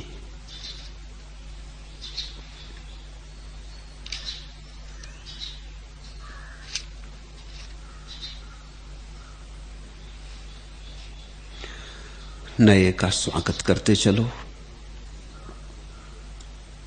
रोज रोज नया सूरज उगेगा, रोज रोज नए भावों के स्वाद तुम्हें दूंगा, उसका स्वागत करते चलो। जिसके स्वागत में नभने बरसा दी हैं जोहनियां सभी, और बढ़ने छाए बिछा डाली है, वह तू ऊषा मेरी आंखों पर तेरा स्वागत है। पत्तों की श्यामता के द्वीप डुबोते हुए हुस्न हिना के गंध ज्वार सी, हरित श्वेत जो उदय हुई है, वह तू ऊषा मेरी आंखों पर तेरा स्वागत है। वेद में ऊषा के बड़े स्तुति गान है, सुबह के बड़े गीत हैं। वे नए के स्वागत में गाए गए गीत हैं। ऊषा की प्रशंसा में जो कहा गया है, वो जो नित्य नूतन है, उसकी प्रशंसा में कहा गया है। ऊषा तो प्रतीक है, सुबह तो प्रतीक है नए का, नई कौपल का, नए वसंत का, नए रहस्य का। तुम रोज रोज सूरज को, नए सूरज को उगते देखकर पुनः पुनः उसका स्वागत कर सको और पुनः पुनः नए नए आविष्कार कर सको रहस्य के। जहां कल चूक गए थे वहां आज ना चूको, जहां आज चूक गए थे वहां फिर कल ना चूको। और इतना है रहस्य कि तुम उघाड़ते जाओ, उघाड़ते जाओ, उघाड़ते जाओ, तुम कभी उघाड़ तो नहीं पाओगे। परमात्मा को जानने का यही अर्थ होता है। उतर गए उसमें, डुबकी लगा ली उसमें, एक किनारा छूट जाता है, दूसरा किनारा कभी मिलता नहीं। मझधार में ही नौका रहती सदा, इसलिए गति है, गत्यात्मकता है, गंतव्य कोई भी नहीं। मैं तुम्हारी तकलीफ भी जानता हूं, तुम गंतव्य में उत्सुक हो, मैं गति में उत्सुक हूं, मेरी तुम्हारी बड़ी तालमेल है नहीं। तुम उत्सुक हो कि जल्दी पहुंच जाएं, अब और कितनी देर लगेगी। मैं उत्सुक हूं कि तुम चलने में मजा लेने लगो, पहुंचने का रस छोड़ दो। तुम्हारी उत्सुकता है कि कब आ जाए मंजिल की, गिर पड़े और सो जाएं। मेरी उत्सुकता है कि मंजिल कभी ना आए ताकि तुम अब कभी सो ना पाओ, सदा जागे रहो, सदा चलते रहो, चरे वेथी और उषा का सदा स्वागत करते रहो।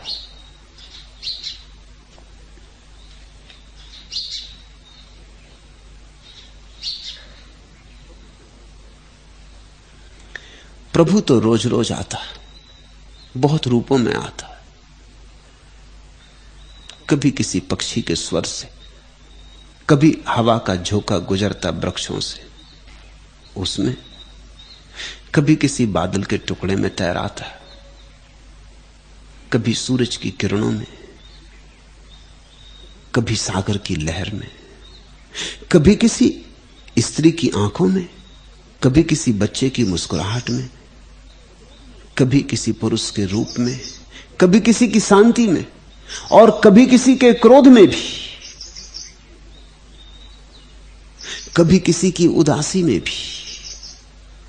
अनंत अनंत रूपों में गीत गाता है। तुम एक दफा आश्चर्य मुग्ध हो जाओ, तुम्हारी आंख पर आश्चर्य का रंग चढ़ जाए, तो तुम्हें हर जगह दिखाई पड़ने लगेगा। तुम हर जगह उसे उघाड़ लोगे, वो किसी भी रूप में आए तुम उसे पहचान लोगे। आए घनश्याम इसलत हरित कंचुकी, वसुधा ब्रजबालिका उर्मिल जलधि, स्त्रस्त कांची रणित सुरभित समीर, श्वास पुकल कदम्ब मलिका, वन ब्रंद वृंदाधाम। आए घनश्याम चकित तड़ित पीतपट, मंद्र रव वेणु, बरसता सरस्वर मंद मंद बिंदु, सस्मित राकाजों खलपूर्ण इंदु। आप गत ताप प्रमुदित चित्त धेनु, जलतल सकल अभिराम। आए घनश्याम, वो जो ताप रहित परमात्मा है, आप गत ताप, जो शीतल परमात्मा है, जो शांत परमात्मा है। प्रमुदित चित्त धेनु, जो इंद्रधनुषों की तरह उत्सवपूर्ण है। प्रमुदित चित्त धेनु, जो चेतना का इंद्रधनुष है, प्रमोद से भरा, आनंद उत्सव से भरा। जलतल सकल अभिराम, जो सब रूपों में छाया है, सब तरफ वही विस्तीर्ण है। आए घनश्याम, प्रभु आता, रोज रोज आता। तुम्हारी आंख जब तक आश्चर्य से न भरी हो तब तक तुम्हारा मिलन नहीं हो पाता है। मैं सफल हो गया अगर मैंने तुम में आश्चर्य भाव पैदा कर दिया, अगर मैंने तुम्हें फिर चकित कर दिया, फिर से तुम विस्मित होने लगे, लौट आया तुम्हारा बचपन, फिर से तुम चौंक के देखने लगे चारों तरफ, फिर संवेदनशील हो गए। अगर मैं इतने में सफल हो गया कि तुम चकित हो गए, कि तुम चौंक गए, कि तुम विस्मय विमुक्त हो गए, कि आश्चर्य का अंकुर फिर तुम में फूटा, तो बस बात हो गई, तो तुम बालवत हो गए। अष्टावक्र बालक की बहुत बात करते हैं महागीता में कि ज्ञानी बालवत। अगर बालक में कोई भी बात सबसे ज्यादा महत्वपूर्ण है तो वो उसका आश्चर्य भाव, उसकी रहस्य के प्रति जिज्ञासा। वो हर छोटी छोटी चीजों में रहस्य देख लेता। जहां तुम्हें कुछ भी रहस्य नहीं दिखाई पड़ता वहां भी रहस्य देख लेता। तुम नाराज भी होते, तुम उससे कहते भी कि बकवास बंद कर, कुछ भी नहीं रखा है वहां। तुम्हें पता नहीं कि तुम एक अनूठी क्षमता को नष्ट कर रहे हो। हर बच्चा रहस्य की क्षमता लेके पैदा होता, लेकिन समाज, परिवार, स्कूल, शिक्षा उसके रहस्य को मार डालते। जवान होते होते उसके रहस्य के प्राण निकल गए होते। और फिर लोग सोचते हैं कि लोग धार्मिक हो जाएं। बिना रहस्य के भाव के कोई धार्मिक हो कैसे सकता है? धर्म का कोई संबंध गंभीरता से नहीं है, जानकारी से नहीं है, इस दंभ से नहीं है कि मैं जानता हूं। रहस्य और ज्ञान में बड़ा विपरीत भाव है। ज्ञान का अर्थ है मैं जानता हूं, रहस्य का अर्थ है मैं कुछ भी नहीं जानता, और इतना अपूर्व भरा है जानने को और मैं कुछ भी नहीं जानता। ज्ञान में दबा हुआ आदमी मुर्दा हो जाता, कब्र में समा गया। रहस्य से भरा हुआ आदमी चकित चौंका हुआ, विस्मय विमुक्त, सब तरफ रहस्य रहस्य, काव्य ही काव्य, सौंदर्य ही सौंदर्य, खोलता पर्दे पे पर्दे, उठाता घूंघट पर घूंघट, और हर घूंघट के पार और घूंघट, और सुंदर घूंघट है।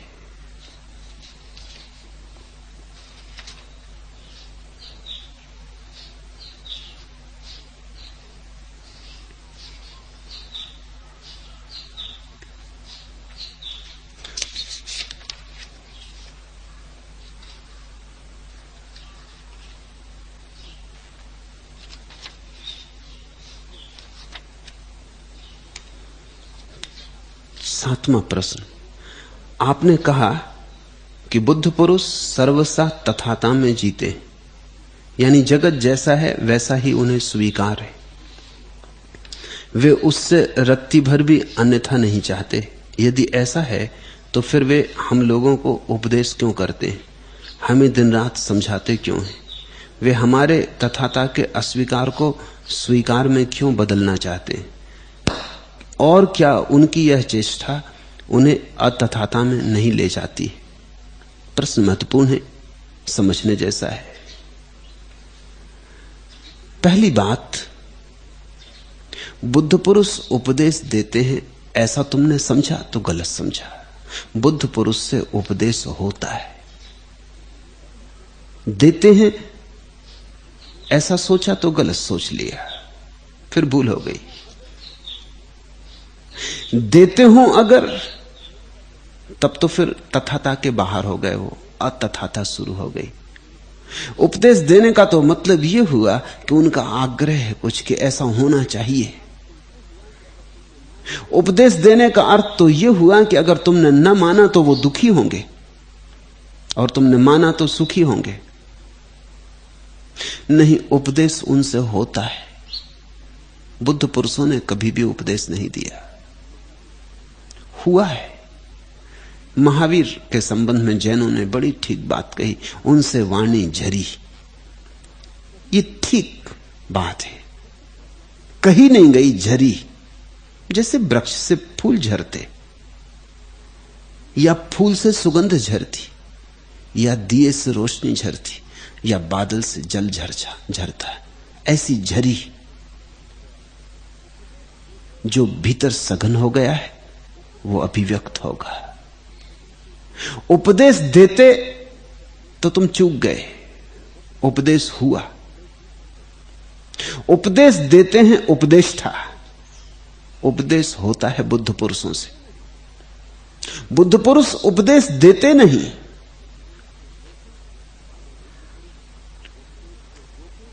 अगर बुद्ध पुरुष उपदेश को रोकें तो तथाता के बाहर होंगे।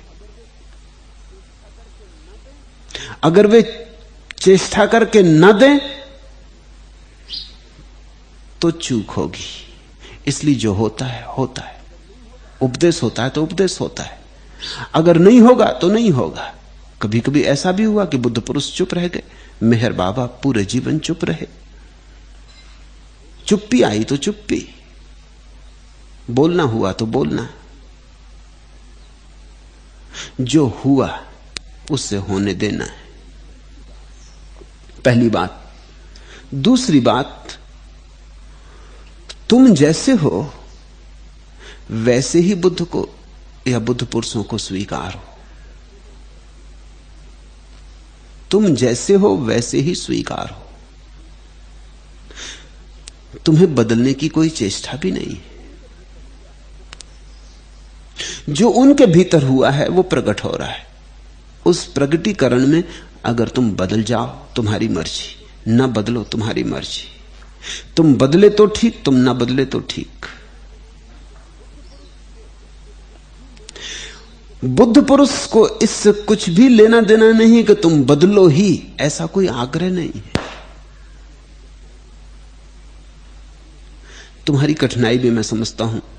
तुमने पूछा है कि हमें दिन रात क्यों समझाते हैं, वे हमारे तथाता के अस्वीकार को स्वीकार में क्यों बदलना चाहते। कुछ भी बदलने का भाव नहीं है। इसलिए एक फर्क ख्याल रखना, जब कोई साधु कोई संत तुम्हें बदलने में बहुत उत्सुक हो तो समझ लेना अभी बुद्धत्व का जन्म नहीं हुआ। जिस संत और साधु के पास बदलाहट होने लगे और उसकी कोई उत्सुकता ही ना हो तुम्हें बदलने की, तो समझना कि बुद्धत्व मौजूद है। जिसकी मौजूदगी में बदलाहट हो, समझो सूरज निकला तो सूरज आके एक एक फूल को कहता थोड़ी कि खिलो, मैं आ गया, सुबह हो गई। एक एक फूल की पकड़ी पकड़ पकड़ के खोलता थोड़ी। और कोई फूल न खिले तो सूरज कोई दुखी होके उदास थोड़ी बैठ जाता, अपनी किरणों को थोड़ी सिकोड़ लेता। सूरज तो फैलता, उसकी मौजूदगी में फूल खिलते, सूरज किसी को खिलाता थोड़ी। और कोई फूल न खिले तो सूरज कोई हिसाब थोड़ी रखता कि आज इतने फूल नहीं खिले, क्या मामला है।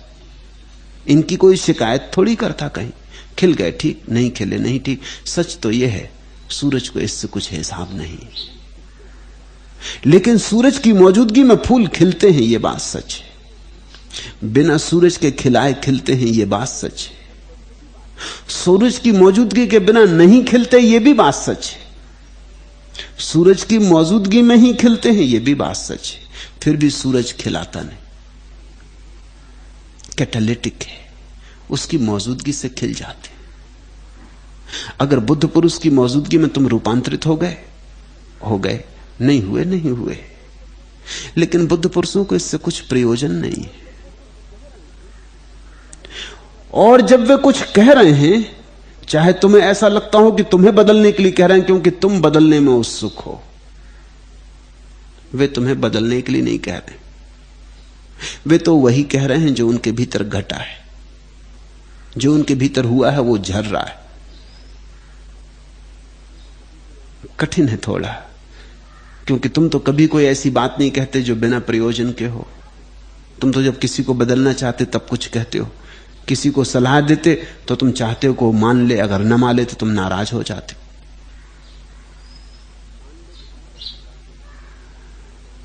मान ले तो तुम्हारे अहंकार को तृप्ति मिलती है, न माने तुम्हारे अहंकार को चोट लगती कि मेरी सलाह नहीं मानी तब देख लूंगा। मेरी और सलाह नहीं मानी, ये तुम्हारे अहंकार को बड़ा कठिन हो जाता है।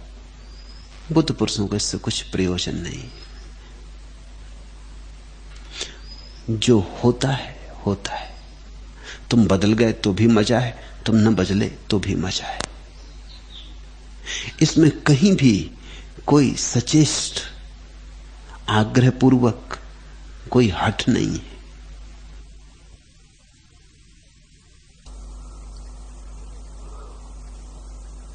हमारे तथाता के अस्वीकार को स्वीकार में क्यों बदलना चाहते हैं? तुम्हारी तरफ से जो दिखाई पड़ रहा है उसे तुम बुद्ध पुरुषों की तरफ से मत थोपना। तुम्हारी तरफ से जो दिखाई पड़ रहा है वो तुम्हारी दृष्टि। ज़ैन फकीरों में कहावत है कि बुद्ध कभी नहीं बोले। बुद्ध 40 साल बोले, निरंतर बोले। और ज़ैन फकीरों में कहावत है कि बुद्ध कभी नहीं बोले। रिंझाई से किसी ने पूछा कि बात बड़ी अजीब है, ये शास्त्र रखे हैं इसी मंदिर में बुद्ध के वचनों के, इतना बोले और यही इन्हीं शास्त्रों को पढ़ते हैं आप और इन्हीं शास्त्रों को नमस्कार भी करते और रोज सुबह आप ये भी कहते हैं कि बुद्ध कभी नहीं बोले, और इंझाई ने कहा कि दोनों बातें सच हैं, बोले भी और नहीं भी बोले।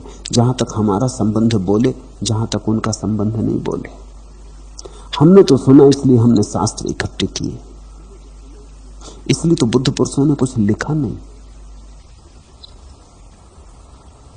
फूल सुगंध के संबंध में कुछ लिखते थोड़ी, सुगंध झरती तो झरती। बुद्ध पुरुष बोले, तुम्हारी मौजूदगी में कुछ उनसे झरा, तुम्हारी प्यास ने कुछ उनके भीतर से खींच लिया, तुम्हारी आतुरता ने कुछ उनसे बुलवा लिया। बोले ऐसा नहीं, बुलवा लिया,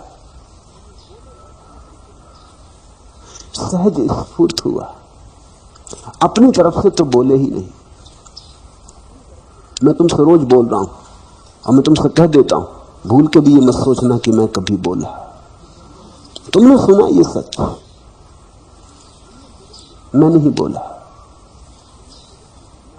इसलिए मेरी कोई आतुरता तो नहीं कि तुम बदल जाओ। मेरे पास लोग आते हैं, क्योंकि इस देश में तो साधु संतों की बड़ी आतुरता रहती। महात्मा का मतलब ही है कि सभी के पीछे लगा है कि बदलो, ऐसा खाओ, ऐसा पियो, ये मत पियो, ये मत खाओ, इतने बजे सो, इतने बजे उठो। महात्मा का तो मतलब ही है कि जो लाठी लगा के लोगों के पीछे पड़ा और बदल कर रहेगा। महात्मा का तो मतलब ही है कि जो तुम्हें चैन से न रहने दे। तुम चाय पियो तो चाय न पीने दे, कॉफी पियो तो कॉफी न पीने दे, कुछ भी न करने दे, तुम्हें इस तरह बांध दे कि तुम्हारा जीवन दुभर हो जाए। और अगर तुम जीना चाहो तो पाप अनुभव मालूम हो, और अगर तुम उसकी मानो तो जीवन खोने लगे। अगर पुण्य करना हो तो मरो, और अगर जीना हो तो पाप हो जाए। ऐसी हालत जो कर दे खड़ी, उसको महात्मा कहते हैं। तो मेरे पास भी आ जाते हैं भूल से इस तरह के लोग। वो कहते हैं, आपका क्या मामला, आप लोगों को कुछ कहते नहीं, क्या खाना, क्या पीना, कैसा आचरण। मैं उनसे कहता कि लोग जाने, लोगों का आचरण, लोगों की चिंता वो समझे। मुझे जो हुआ है वो मुझसे झर रहा है, उससे कोई सीख ले, समझ ले, न समझे न समझे। मैं दोनों हालत में राजी हूं। मेरे मन में जरा भी निंदा नहीं है और जरा भी स्तुति नहीं है। उनको बहुत कठिनाई होती, क्योंकि वो चाहेंगे कि मैं भी लोगों के पीछे पड़ जाऊं, उनको सताऊं, उनको अपराधी सिद्ध करूं। लोगों को कष्ट देने में बड़ा रस आता। तुम्हारे महात्मा बड़े दुखवादी, सैडिस्ट। सताओ लोगों को, जरा भी कहीं रस ले रहे हो, जरा भी हंस रहे हो तो रोक लगा दो। कोई हंस ना सके, कोई प्रसन्न ना हो सके, सारे जीवन की खुशी छीन लो। नहीं, यहां मुझे कोई भी प्रयोजन नहीं। मैं अपूर्व आनंदित हुआ हूं। उस आनंद से जो झर रहा है, तुम अपनी झोली में भर लो, तुम्हारी मौज। न भरो, तुम्हारी मौज। बदल जाओ, तुम्हारी मौज। न बदलो, तुम्हारी मौज। ये सब तुम्हारे निर्णय, इनसे मेरा कुछ लेना देना नहीं।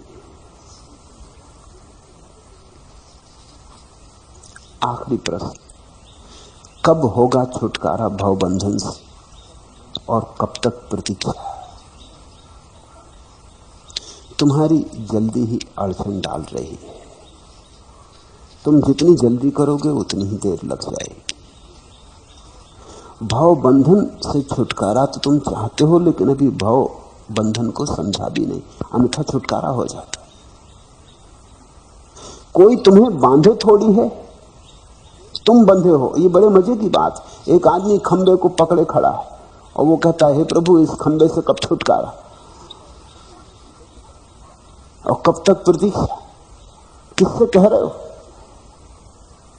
कोई तुम्हें बांधे हुए नहीं, खंबे को तुम पकड़े खड़े हो। खंबे ने तुम्हें बांधा नहीं, खंबे को तुम में जरा भी रस नहीं। इसी खंबे में तुम्हारे जैसे और भी मूल पहले पकड़े खड़े रहे, इसी खंबे को, और तुम्हारे चले जाने के बाद दूसरे इसी खंबे को पकड़े रहेंगे। तुम तिजोरी को पकड़े हो, तुमसे पहले किसी और की तिजोरी थी। तुमने धन पकड़ा है, तुमसे पहले कोई और पकड़े था। जो नोट तुम्हारे हाथ में है वो हजारों हाथों में आया है। और हजारों हाथों में चल के आया। इसलिए तो अंग्रेजी में ठीक शब्द उसका नाम है करेंसी। करेंसी का मतलब जो चलता रहता, करंट, इधर से उधर, इधर से उधर, रुकते ही नहीं, एक हाथ से दूसरे, दूसरे हाथ से तीसरे हाथ में जाता रहता। हजार हाथों की छाप है उस पर। करेंसी नोट से गंदी चीज तुम दुनिया में कोई खोज ही नहीं सकते, मगर तुम भी उसको पकड़े हो और जोर से पकड़े हो, और दूसरों जिनके हाथ में था वो भी जोर से पकड़े थे, और सबको ख्याल ये है कि धन तुम्हें पकड़े हुए। हे प्रभु, भवबंधन से कैसे छुटकारा होगा, कब छुटकारा होगा? तुम भवबंधन को जिस दिन समझ लोगे उसी क्षण छुटकारा हो गया। जिस क्षण समझ लिया कि खंबे को मैं पकड़े हूं, अब पकड़ना हो तो पकड़ो, ना पकड़ना हो तो ना पकड़ो, बात खत्म हो गई। दुनिया के इस मोह जलधि में किसके लिए उठूं उभरूं अब?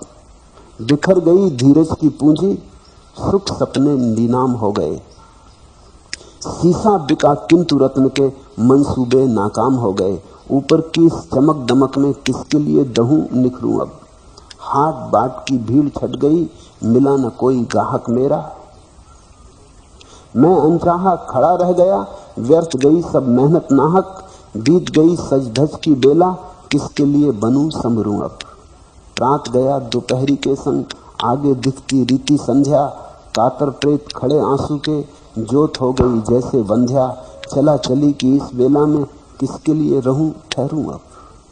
तुम्हें अगर दिखाई पड़ने लगे ये जो तुम अब तक करते रहे हो व्यर्थ था, रेस से तेल निचोड़ रहे थे, झूठ को सच बनाने में लगे थे, सपनों को यथार्थ माना था। जिस दिन तुम्हें दिख जाएगा उसी दिन हाथ ढीले हो जाएंगे। किसी और ने तुम्हें पकड़ा नहीं, संसार ने तुम्हें पकड़ा नहीं, तुमने ही संसार को पकड़ा है। तो जल्दी का अर्थ ही यह होता है कि अभी तुमने देखा नहीं, अभी दृष्टि पैदा नहीं हुई। अब एक आदमी जहर की प्याली लिए बैठा है, कहता है प्रभु कैसे इसको ना पीऊं? कौन तुमको कहता है कि पियो? पीना हो पी लो, न पीना हो न पियो, मगर इस तरह की बातें तो ना करो कि हे प्रभु इसको कैसे न पीऊं। अगर जहर दिख गया है तो कैसे पियोगे, मैं पूछता हूं। और अगर जहर नहीं दिखा है तो कैसे रुकोगे? अगर अमृत दिख रहा है तो कहते रहे लाख दूसरे लोग की जहर है, इससे कुछ भी ना होगा। तुम्हें दिखना चाहिए। बिखर गई धीरज की पूंजी, सुख सपने नीलाम हो गए। शीशा बिका किंतु रत्न के मंसूबे नाकाम हो गए। ऊपर की इस चमक दमक में किसके लिए दहूं निखरूं अब? दुनिया के इस मोह जलधि में किसके लिए उठूं अब उभरूं अब? हाट बाट की भीड़ छट गई, मिला न कोई मेरा गाहक। मैं अनचाहा खड़ा रह गया, व्यर्थ गई सब मेहनत नाहक। बीत गई सज धज की बेला, किसके लिए बनूं संभरूं अब? देखो, खोल के आंख देखो। जिसे तुम जीवन कहते हो बिल्कुल व्यर्थ है। जिसे तुम जीवन कहते हो वहां जरा भी सच नहीं। आंख भर के देखो, छूटने छाटने की बातें ना करो, पागलपन की बातें ना करो, होश संभालो, देखो गौर से। जिसने गौर से